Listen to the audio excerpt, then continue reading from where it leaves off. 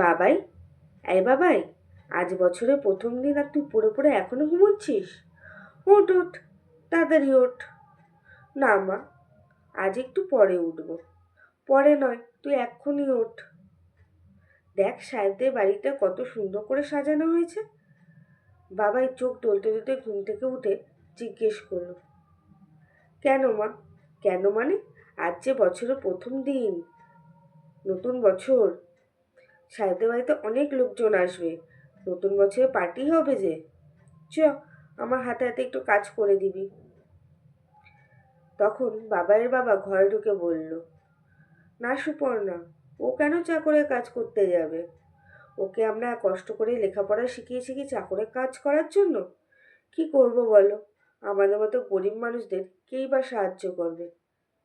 তুমি চিন্তা করো না সুপর্ণা, ভগবান আছেন, তিনি সব দেখছেন। আজ যেমন সাহেবরা নতুন বছরে পার্টি করছে, একদিন আমরাও এইরকম আনন্দ পাবো। এই বলতে বলতে তাদের দু চোখ দিয়ে দুজনেরই জল পড়তে লাগলো।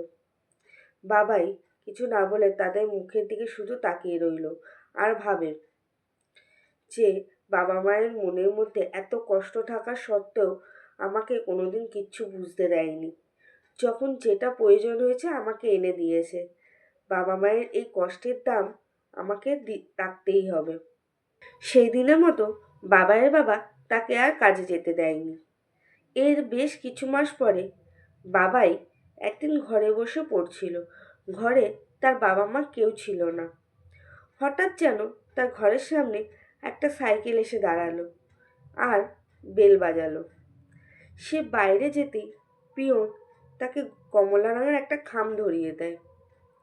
সে ঘরে এসে খামটা খুলতেই দেখে কয়েকদিন আগে যে চাকরির পরীক্ষাটা সে দিয়েছিল তাতে সে পাশ করেছে, আর এটা তারই অ্যাপয়েন্টমেন্ট লেটার। সে অত্যন্ত আনন্দিত হলো এবং ভাবল, এবার হয়তো মা বাবার কষ্টটা কিছুটা হলেও আমি ঘোচাতে পারবো। এর কিছুক্ষণ পরে তার বাবা মা কোনো একটা কাজের জন্য ঘরে এসেছিল।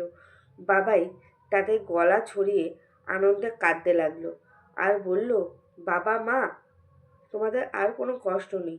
এই দেখো, আমি চাকরি পেয়ে গেছি, আমার অ্যাপয়েন্টমেন্ট লেটার এসে গেছে। তখন বাবাইয়ের বাবা তাকে গলা জড়িয়ে ধরে কাঁদতে কাঁদতে বলল, সেদিন ছিল সাহেবদের নতুন বছর, আর আজ থেকে শুরু হলো আমাদের নতুন বছর।